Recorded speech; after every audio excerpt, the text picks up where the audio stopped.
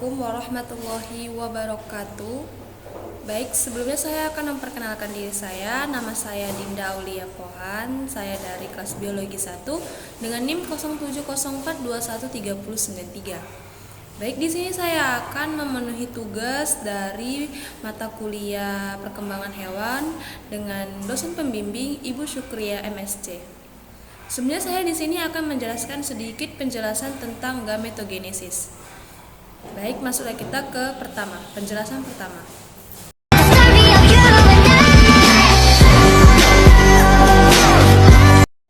Baiklah, masuklah kita ke penjelasan pertama, yang dimana gametogenesis merupakan proses di mana organisme membuat gamet. Sel-sel yang digunakan dalam reproduksi seksual. Setiap gamet mengandung setengah genitivi dari organisme induk. Ketika menyatu dengan gamet lain, akan menciptakan satu set lengkap DNA. Organisme betina menghasilkan telur, ovum atau oosit dalam proses yang dikenal dengan oogenesis. Sementara dari organisme laki-laki menghasilkan sperma dalam spermatogenesis. Kedua, proses ini mengandalkan meiosis. Teknik pembelahan sel yang berakhir dengan 4 sel yang mengandung setengah DNA dari induk. Lalu, sel tersebut dinamakan haploid. Berbeda dengan sel induk diploid, mereka yang berisi satu sel lengkap DNA. Namun kedua teknik gametogenesis sangat berbeda. Baik, masuklah kita ke proses gametogenesis, yang dimana proses ini dimulai di gonad, organ khusus yang digunakan untuk proses gametogenesis. Sel-sel unik yang di dalam gonad yang dikenal sebagai germinal menyebar diri dengan meiosis. Pertama, sel-sel terbelah menjadi dua, menciptakan dua sel. Masing-masing dari sel anak tersebut duplikat. Pada akhir meiosis, 4 sel haploid telah diproduksi, dan sel-sel ini tumbuh menjadi gamet dan menyuburkan atau dibuahi, tergantung apakah itu sperma atau oosit. Proses pembentukan sel kelamin atau gamet disebut gametogenesis, yang dimana yang dibedakan menjadi dua, yaitu spermatogenesis dan oogenesis. Pembelahan mitosis merupakan pembelahan yang terjadi pada sel tubuh makhluk hidup untuk mengganti sel terdahulu yang rusak. Sedangkan pembelahan meiosis merupakan pembelahan yang terjadi pada sel kelamin yang menghasilkan sel gamet atau sel telur dan sel sperma dalam reproduksi.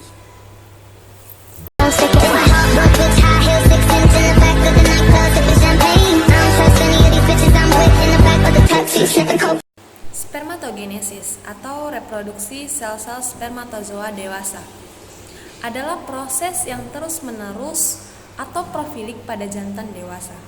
Setiap ejakulasi laki-laki mengandung 100 atau 650 juta sel spermatozoa, dan laki-laki dapat mengalami ejakulasi setiap hari dengan kemampuan untuk membuahi yang hanya berkurang sedikit. Spermatogenesis adalah suatu proses pembentukan spermatozoa atau sel gamet jantan yang terjadi hanya di tubuli seminifery yang terletak di testis. Testis 90% tersusun oleh tubuli seminifery, sedangkan 10% adalah interstitial dan jaringan ikat. Dari gambar di samping bisa kita lihat proses spermatogenesis, di mana diawali dengan terbentuknya spermatogonium. Sel akan berubah menjadi spermatosis primer atau membelah secara meiosis menjadi spermatosis sekunder pada tahap meiosis 2, dan spermatosis sekunder membelah diri menjadi 4 spermatid dengan bentuk yang sama. Spermatid adalah hasil pembelahan tahap aktif yang akhirnya akan membentuk sel sperma yang sudah matang. Sperma berbentuk kecil, lonjong, berflagela, dan secara keseluruhannya bentuknya menyerupai kecebong atau berudu. Flagela pada sperma ini digunakan sebagai alat gerak di dalam medium cair. Faktor yang mempengaruhi spermatogenesis kadar hormon. Proses spermatogenesis sangat sensitif dan dapat dipengaruhi oleh perubahan kadar hormon sekecil apapun, seperti testosteron yang diproduksi oleh hipotalamus, kelenjar hipofisis, dan sel Leydig. Perubahan suhu, makanan, dan stres oksidasi. Faktor-faktor yang mempengaruhi, lebih rincinya mempengaruhi prosesnya, salah satunya itu ada suhu, kadar hormon, kondisi tubuh, dan makanan yang dikonsumsi. Jadi spermatogenesis dapat dipengaruhi oleh suhu, kadar hormon, kondisi tubuh, dan makanan yang dikonsumsi. Selanjutnya, peran hormon yang berperan dalam proses pembentukan spermatogenesis. Pada masa pubertas, androgen atau testosteron akan memacu tumbuhnya sifat kelamin sekunder. Sementara FSH akan merangsang sel steroli untuk menghasilkan androgen binding protein atau ABP, yang akan memacu spermatogonium untuk memulai spermatogenesis.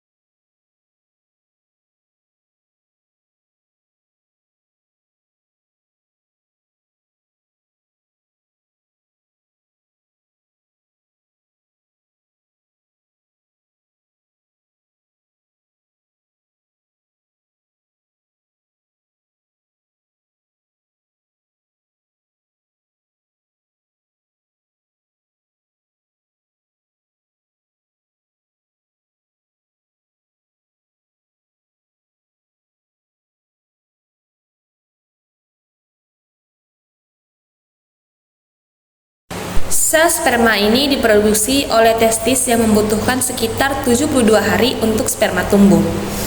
Produksi sperma juga memerlukan suhu 3-5 derajat di bawah suhu tubuh.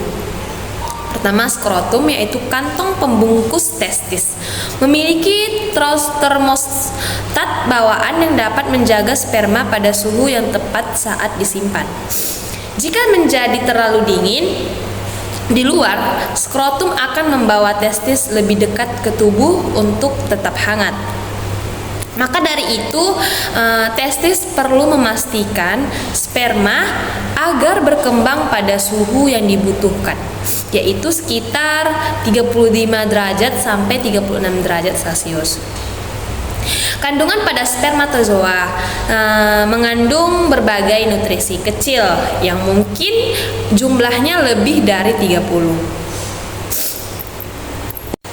Beberapa nutrisi tersebut antara lain seperti fruktosa, asam askorbat, kolesterol, kreatin, asam sitrat, asam laktat, nitrogen, vitamin B12, serta berbagai garam dan enzim. Kandungan pada sperma ini juga termasuk sisa-sisa nutrisi dari tubuh seperti air, gula, protein vitamin C, seng, dan prostaglandin. Perlu diketahui jika air mani adalah campuran sperma dan sekresi vesikula, seminalis, kelenjar prostat, dan kelenjar bulbouretral. Selama hidup, pria dapat menghasilkan 12 triliun sperma. Ciri-ciri sperma yang baik dan sehat. 1. Kita bisa melihat dari jumlah sperma. Jumlah sperma yang dikeluarkan saat ejakulasi berada di kisaran 15-120 juta sel per mililiter air mani. Apabila jumlahnya di bawah rata-rata, peluang terjadinya kehamilan lebih kecil. 2, yaitu kita lihat dari bentuk sperma. Sperma yang normal, bentuk kepalanya oval dengan ekor yang panjang. Jika ada perbedaan dari hal tersebut, tingkat keberhasilan pembuahan dapat menurun. Lalu jumlah sperma yang normal harus lebih banyak agar mampu mencapai sel telur. Yang ketiga, ada kecepatan bergeraknya. Sperma yang sehat mampu bergerak cepat ke sel telur dan melakukan pembuahan. Pembuahan sel telur dapat terjadi ketika paling tidak sekitar 50% sperma yang dihasilkan dapat bergerak normal dalam waktu 1 jam setelah dihasilkan.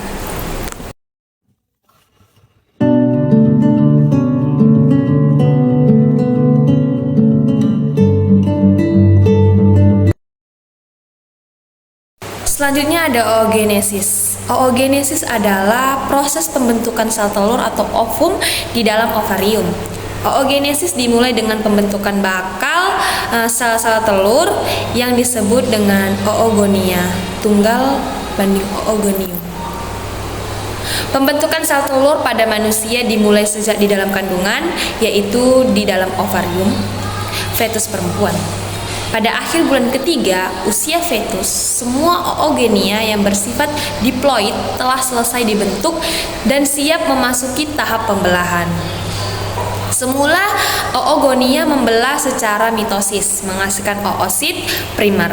Pada perkembangan fetus selanjutnya, semua oosit primer membelah secara meiosis, tetapi hanya sampai fase profase. Pembelahan meiosis tersebut berhenti hingga bayi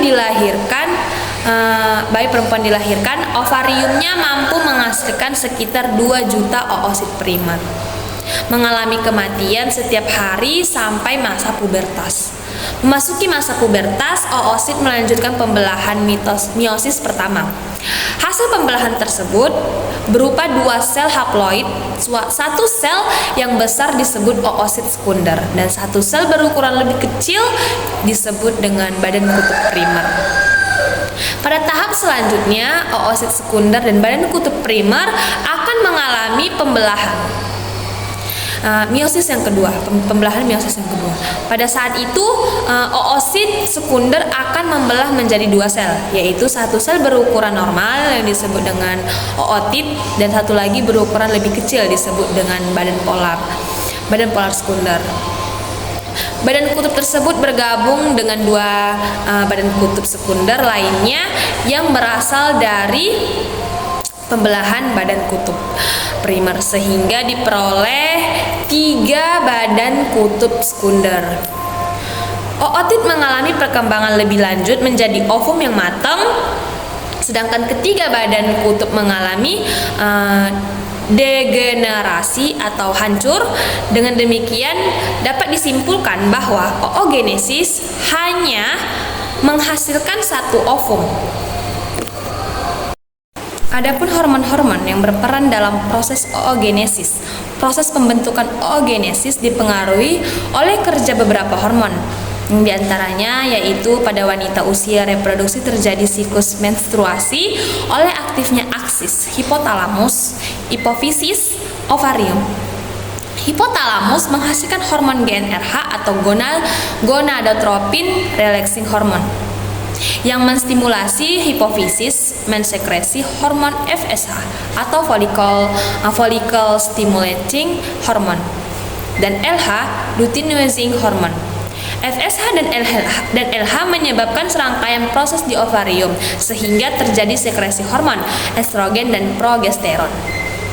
LH merangsang korpus luteum untuk menghasilkan hormon progesteron dan merangsang ovulasi.